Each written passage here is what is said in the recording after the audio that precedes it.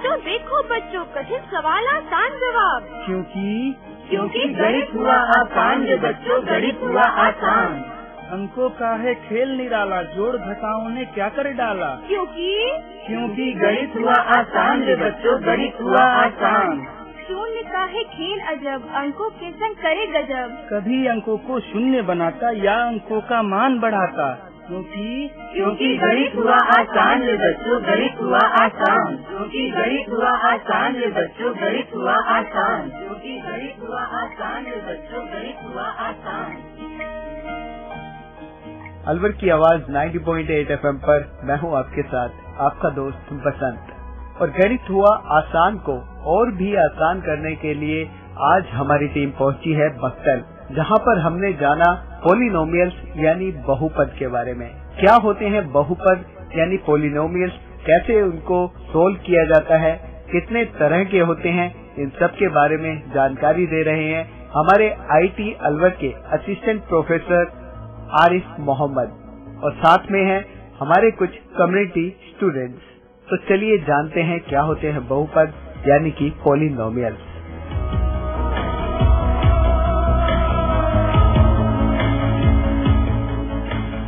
मैं Mohammad Arif, assistant professor IIT group of institution MIA Alwar.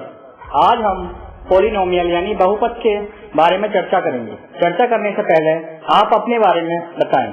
मेरा नाम Yashraj, alpha plus coaching, Buxar की चौकी अलवर। मैं Vikram Singh, alpha plus coaching, Buxar की चौकी अलवर। मैं Ramkaran Gurjar, alpha plus coaching, Buxar की चौकी अलवर। मैं Pradeep Kumar, alpha plus coaching, Buxar की चौकी अलवर। मेरा नाम मोहित, बक्सर की चौकी, अल्फा क्लास। मेरा नाम दीपक कुमार है और मैं अल्फा प्लस कोचिंग में पढ़ता हूँ। मेरा नाम विश्वेंद्र है, मैं अल्फा प्लस कोचिंग पढ़ता हूँ, बक्सर की चौकी। मेरा नाम रवन खान है, मैं अल्फा प्लस क्लास 1 में पढ़ता हूँ। मेरा नाम राहुल जहांगीर है। मेरा नाम शियाराम है, मैं अल्फा प्लस क्लास कोचिंग पढ़ता हूँ। मैं Nafisa Bano, alpha plus coaching, Buxar की चौकी अलवर। मेरा नाम पूजा गुजर है, अल्फा प्लस कोचिंग, बक्सर की चौकी अलवर। मेरा नाम प्रज्ञा है, alpha plus coaching classes, Buxar की चौकी। हाँ तो बच्चों, आज हम alpha plus coaching class Buxar की चौकी अलवर में आए हुए हैं। तो आज हमारा जो टॉपिक है, मैंने आपको बताया, वो है बहुपद यानी पॉलिनोमियल। क्या है? बहुपद यानी पॉलिनोमियल। अच्छा, तो बहुपद यानी पॉलिनोमियल्स को पढ़ाने से पहले उसके कुछ टर्म, उसके कुछ पद हैं जो मैं आपको बताना चाहूंगा। सबसे पहला होता है चर और अचर। क्या होता है बच्चों? बहुत अच्छे। यानी चर क्या होता है और अचर क्या होता है? तो आप लोग चर या अचर के बारे में कोई बता सकता है? कोई जानता है चर? नहीं सर। अच्छा, आप बताइए। नहीं सर। चर संख्या वो होती है A से लेकर Z तक, और अचर संख्या 1 से लेकर 100 तक। नहीं, ये संख्या नहीं होती चर। चर होता है ऐसी कोई वैल्यू जिसका मान कांस्टेंट ना हो या फिक्स ना हो या स्थिर ना हो, वो क्या कहलाता है? चर। यानी जो चलता रहे, जिसका मान समवर्ती होता है, वो क्या कहलाएगा? चर। समझ में आ गया? चर होता है ऐसी राशि जिसका मान समवर्ती हो, वो चर कहलाता है। जैसे तापमान, सुबह को हमारे अलवर का तापमान 8 से 10 डिग्री होता है, दोपहर में वही तापमान 20 डिग्री पहुंच जाता है। पहुंच जाता नहीं? हाँ, ठीक है। तो जो तापमान है वो एक राशि है, और राशि जो है कैसी है? वो जो कमवर्ती हो रही है, क्या कहलाएगा? चर, यानी के वेरिएबल। क्या कहलाएगा? वेरिएबल। बहुत अच्छे। तो जैसे प्याज का रेट, प्याज का भाव कभी तो अप है तो कभी डाउन है ना? कभी तो 100 रुपए किलो है तो कभी 2 रुपए किलो है। ठीक है, तो वो भी क्या है? चर है। ऐसी कोई भी राशि जिसका मान परिवर्तित होता हो, जिसका मान परिवर्तित होता हो, वो क्या कहलाता है बच्चों? चर कहलाता है। बहुत अच्छे। और कोई उदाहरण चर का? जैसे सोना। सोना, सोने का भाव है ना, ये भी चर राशि है। बहुत अच्छे। अगला हमारा आता है अचर राशि। क्या होता है? अचर। जैसे कि नाम से पता चल रहा, अचर यानी ऐसी राशियां जिनका मान फिक्स हो, जिनकी वैल्यू कम बढ़ती नहीं होती हो, वो क्या कहलाएगी? अचर राशि। जैसे कोई उदाहरण बताएगा? गिनतियां। जैसे 1 2 3 4 5 6, ये सारी क्या है? अचर राशियां हैं। क्या है ये? अचर राशियां हैं। तो बहुपद यानी पोलिनोमियल को पढ़ाने से पहले हमने क्या सीखा? चर और अचर राशियां क्या होती हैं। आप बताओ चर और अचर क्या होती हैं? जो संख्या वो होती है जिनका मान परिवर्तित हो वह चर राशि कहलाता है, वह राशियां जिनका मान परिवर्तित नहीं होता है चर राशि कहलाता है। गुड, वेरी गुड, बहुत अच्छे। ठीक है बच्चों, अब उसके बाद हम बात करते हैं टर्म यानी पद। किसकी? पद की। पद क्या होता है? किसी राशि यानी किसी चर और अचर का गुणनफल या भागफल या फिर सिर्फ चर या अचर। कौन कौन चीज? या तो चर और अचर का गुणनफल या चर और अचर का भागफल भाग या सिर्फ अकेला चर या अकेला अचर। ये सारे क्या कहलाते हैं? पद कहलाते हैं। क्या क्या कहलाते हैं? पद। पद कहलाते हैं चर, अचर अकेला, चर और अचर का गुणनफल, चर और अचर का भागफल। ये क्या कहलाते हैं बच्चों? पद। लेकिन हमें एक चीज ध्यान रखनी चाहिए, अगर मैं किसी चर और अचर को जोड़ दूं तो हमारे पास एक पद नहीं मिलेगा। तो कितने पद हो जाएंगे? 2 पद हो जाएंगे। तो चर पद के लिए सबसे पहली चीज क्या है? मैंने क्या बताया? पद क्या होता है बच्चों? किसी चर और अचर का गुणनफल, किसी चर और अचर का भागफल, अकेला चर या अकेला अचर। ये क्या कहलाता है? पद कहलाता है। क्या कहलाता है? पद। बहुत अच्छे। लेकिन अगर मैं बात करूं किसी चर और अचर को जोड़ दूं या घटा दूं तो वो क्या कहलाएगा? एक पद नहीं कहलाएगा, वो एक से ज्यादा पद हो जाएंगे। ठीक है। अब जैसा हमारा टॉपिक है बहुपद, है ना, पोलिनोमियल। पोली मीन्स होता है एक से ज्यादा, ठीक है, नोमियल मीन्स पद, है ना। तो बहुपद, जैसे मैंने आपको अभी बताया कि मेरा टॉपिक है बहुपद, तो बहुपद अब हमें पता चल गया कि ऐसा व्यंजक जिसमें एक से ज्यादा पद हो वो क्या कहलाएगा? बहुपद कहलाएगा। यानी बहु मीन्स ज्यादा, एक से अधिक, और पद मीन्स पद। तो हमारा टॉपिक क्लियर हो रहा है कि हमें कैसा व्यंजक पढ़ना है जिसके अंदर एक से ज्यादा बहुपद होंगे, उसको हम क्या कहेंगे? बहुपद। ठीक है, बात समझ में आ गई? क्या आया? बहुपद क्या होता है? जिसमें एक से ज्यादा पद होंगे वो बहुपद। यानी ऐसा व्यंजक जिसके अंदर एक से अधिक पद हो, बहुपद कहलाएगा। गुड, बहुत अच्छे। यानी वो क्या कहलाएगा? बहुपद कहलाएगा। तो पद क्या होता है? किसी चर और अचर का गुणनफल, किसी चर और अचर की भागफल, और या चर अकेला या अचर अकेला। बहुत अच्छे। अब आप मुझे ये बताइए कि अगर कोई एक चर और एक अचर आपस में जोड़े गए हैं, एक चर और एक अचर को हमने आपस में जोड़ दिया, तो वो कितने पद होंगे? 2 पद। बहुत अच्छे, वेरी गुड। यानी वो 2 पद होंगे, एक पद नहीं होगा। उसके बाद बहुपद आ गया। ठीक है बच्चों? हाँ, तो ये तो क्लियर हो गया कि बहुपद क्या होता है। जैसे हमने नाम था, नाम के हिसाब से हमने आपको बता दिया कि ऐसा व्यंजक जिसमें एक से ज्यादा पद हो। लेकिन बहुपद बहुत सारे प्रकार के हो सकते हैं, है ना। बहुपद बहुत सारे प्रकार के हो सकते हैं। तो हम अलग अलग बहुपद के लिए अलग अलग परिभाषित करेंगे। अब कोई छोटा बहुपद होगा, कोई बड़ा बहुपद होगा, बहुत सारे व्यंजक होंगे, तो हम उनको अलग अलग नाम से कैसे करेंगे? उसके लिए हम सब इसको 2 भागों में बांटते हैं। बहुपद को 2 भागों में बांटते हैं, एक तो घातों के आधार पर और दूसरा चर के आधार पर। यानी ऐसा व्यंजक या ऐसा बहुपद जिसकी घातों के आधार से हम बताएंगे कि 1 घात वाला बहुपद, 2 घात वाला बहुपद, 3 घात वाला बहुपद, 4 घात वाला बहुपद। इसमें हम क्या करेंगे? उसकी घातों को देखेंगे, ठीक है।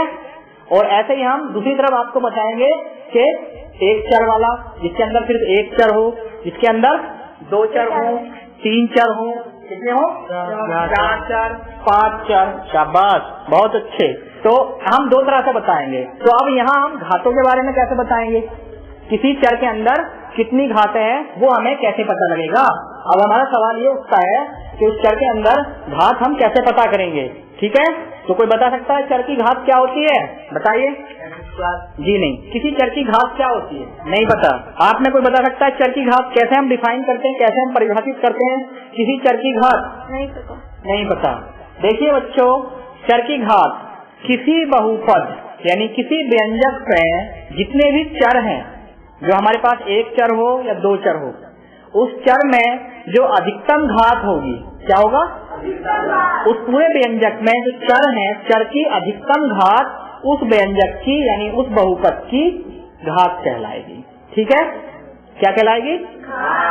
यानी किसी व्यंजक में उपस्थित सभी चरों में सबसे बड़ी घात वाला चर जो सबसे बड़ी घात होगी किसी चर की, वो क्या कहलाएगा?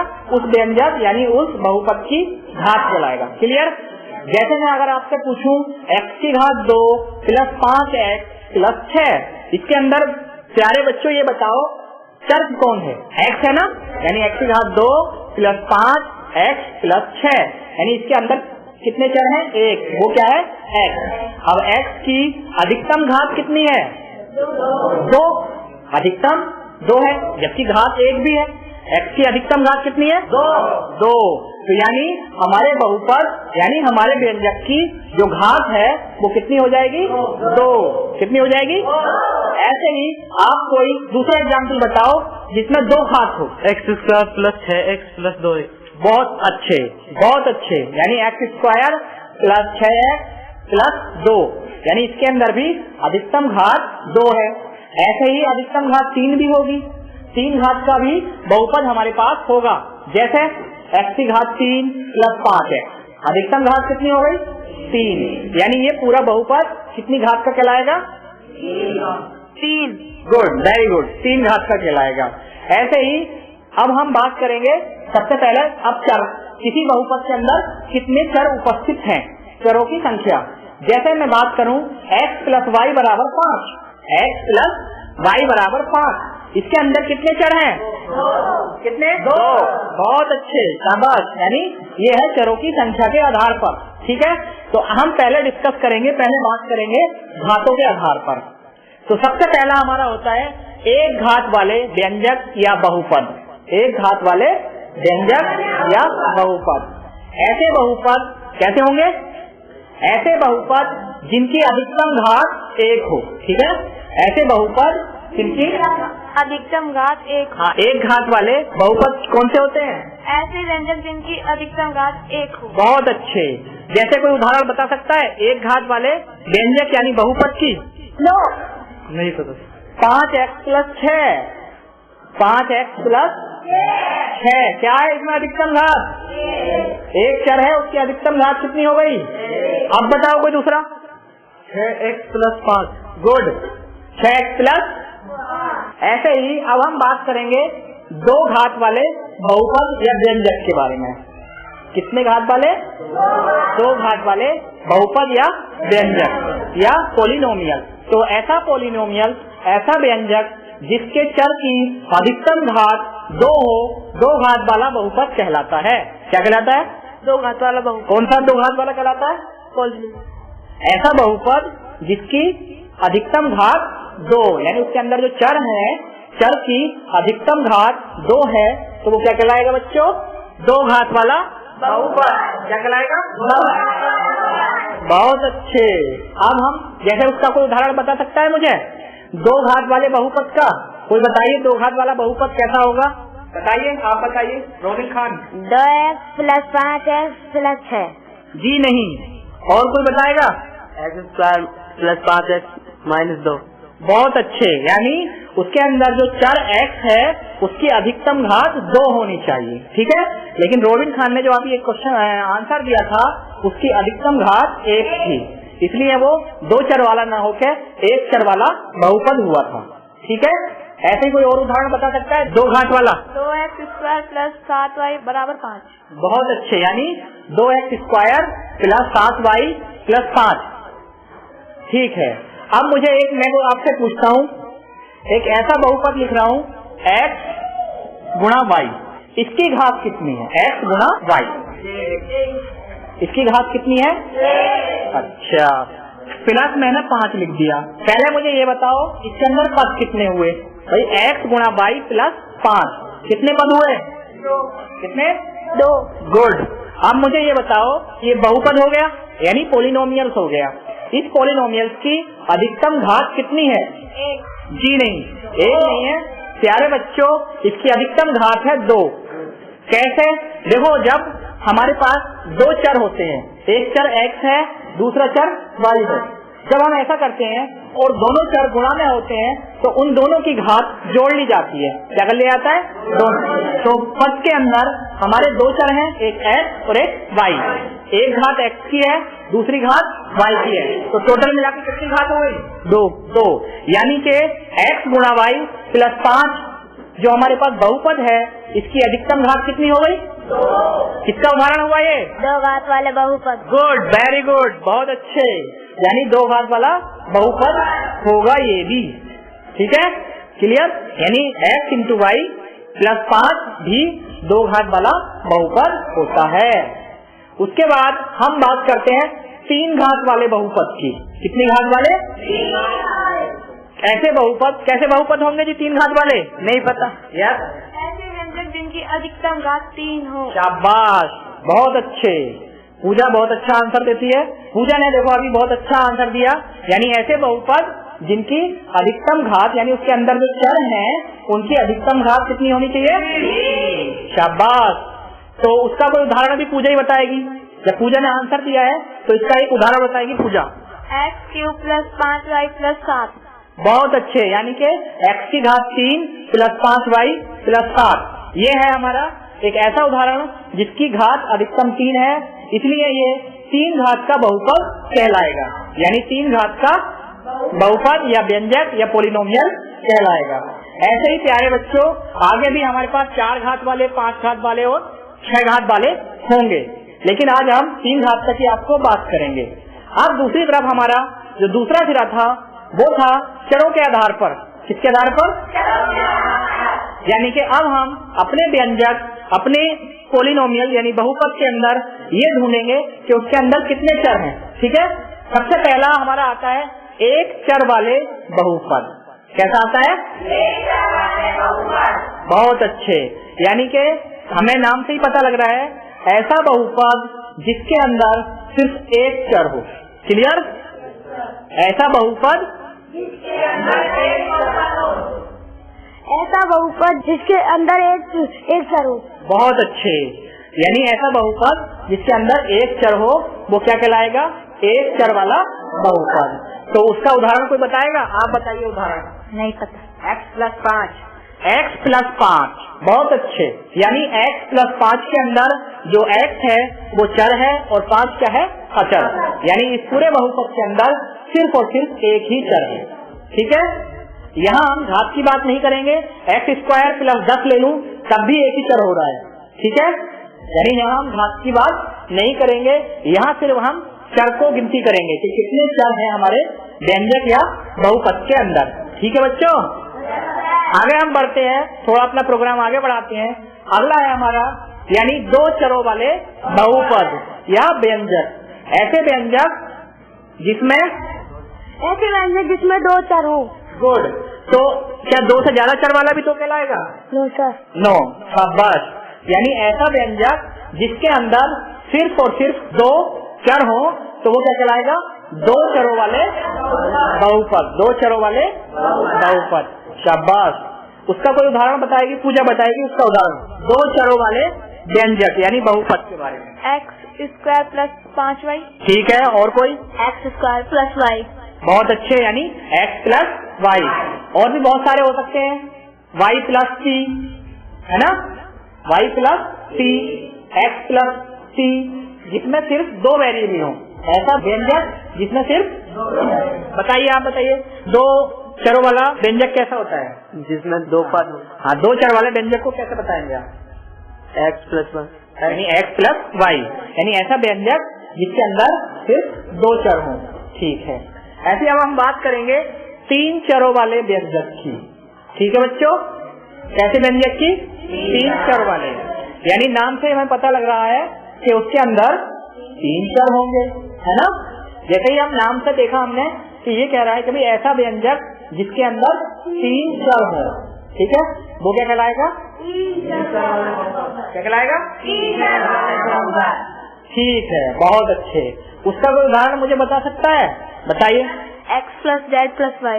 Good, x plus z plus y। इसके अंदर कितने चर हैं बच्चों? कौन कौन से? x plus y। एक x है, दूसरा y है और तीसरा z। शाबाश। यानी इसके अंदर कितने चर हैं? 3।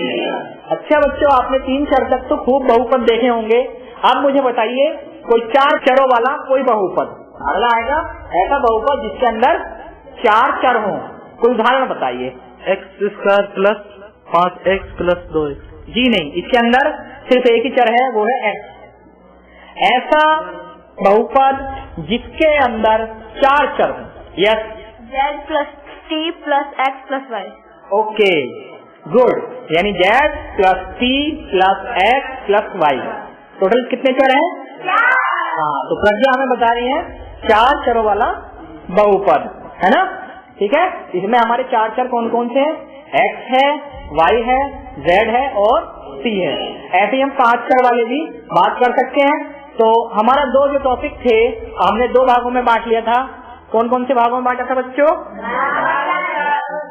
अच्छा, अब मैं आपसे पूछूंगा कि अब जो मैंने पढ़ाया उसी के बारे में थोड़ा आपसे पूछूंगा, एक एक करके मैं जिससे पूछूंगा वो बताएगा।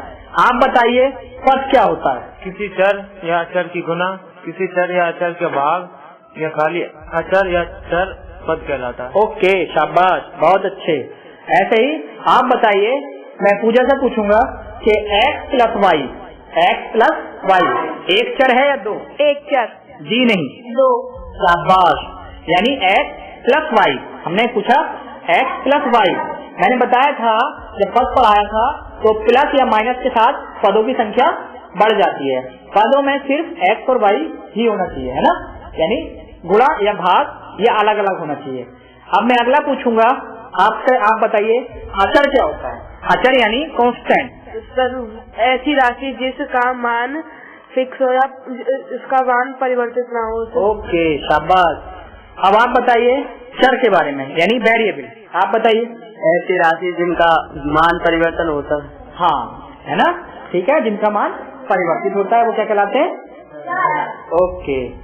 और उसके बाद हमने आपको पढ़ाया था यानी घातों के आधार पर।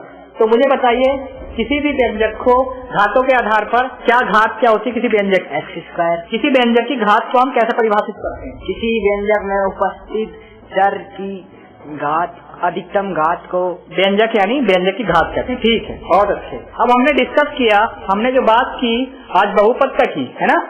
अब हम अगला टॉपिक बहुपद नहीं लेते हैं, बहुपद के शून्यांक। बहुपद के शून्यांक यानी किसी बहुपद में कितने शून्यांक होंगे। ठीक है बच्चों, अब हम आपको बताएंगे किसी बहुपद के अंदर कितने शून्यांक होंगे। आपको जानता शून्यांक के बारे में? नहीं जानते। यानी शून्यांक का देखो, जैसे शून्यांक का मतलब है शून्य, है ना। शून्य से मतलब है शून्यांक का। तो यहाँ हम जब बात करेंगे तो किसी बहुपद के अंदर शून्यांक का मतलब होता है किसी बहुपद में चर का ऐसा मान जिससे उस चर की वैल्यू 0 हो जाए। ठीक है, किसी व्यंजक के अंदर जो उपस्थित चर हैं उनका ऐसा मान, अगर उस मान को हम उस व्यंजक में रख दें तो हमारा पूरा व्यंजक शून्य हो जाए। ठीक है, शून्यांक।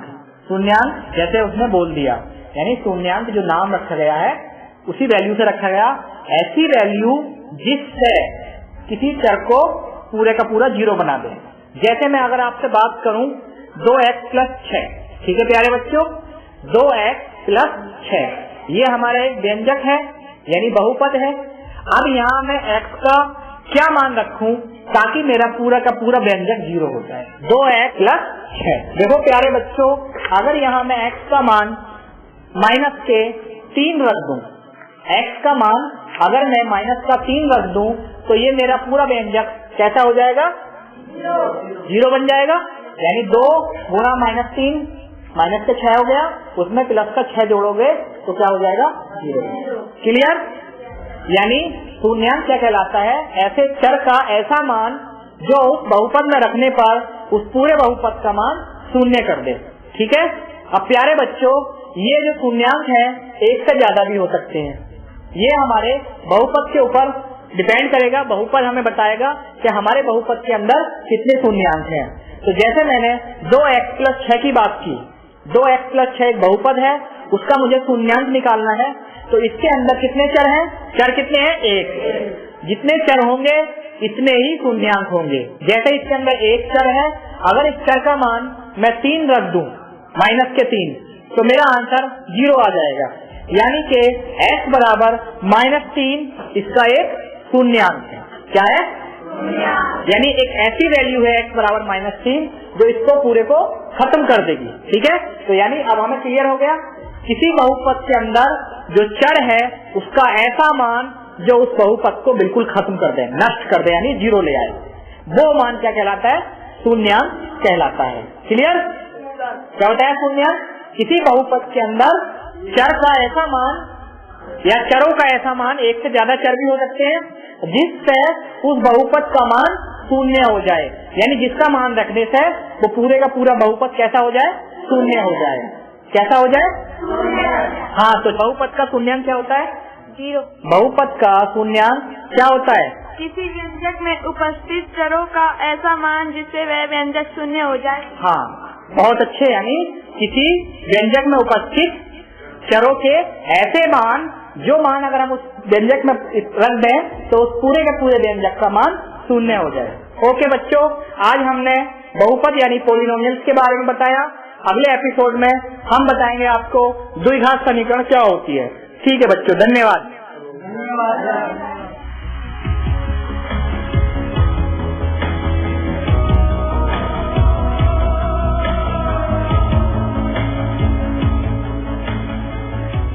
तो दोस्तों, अब तो आप जान ही गए होंगे कि भी क्या होते हैं पॉलिनोमियल्स यानी बहुपद, कैसे उनको काउंट किया जाता है, किस तरह से हम उन्हें सोल्व कर सकते हैं। इन सब के बारे में आपको जानकारी दे रहे थे IIT अलवर के असिस्टेंट प्रोफेसर आरिफ मोहम्मद और साथ में थे कुछ कम्युनिटी स्टूडेंट्स। ये प्रोग्राम भारत सरकार के विज्ञान एवं प्रौद्योगिकी विभाग द्वारा उत्प्रेरित एवं समर्थित किया गया। आपको ये प्रोग्राम कैसा लगा? आप अपनी प्रतिक्रिया फीडबैक हमें दे सकते हैं। हमारा पता है कम्युनिटी रेडियो अलवर की आवाज 90.8 megahertz, IIT group of institutions, north extension MIA Alwar Rajasthan. हमारे फोन नंबर है 9587908908 और दूसरा नंबर है 0144512190। आप हमें मेल भी कर सकते हैं। हमारी ईमेल ID है radioalwar@gmail.com और साथ ही इस प्रोग्राम को आप ऑनलाइन यानी कि इंटरनेट पर भी सुन सकते हैं।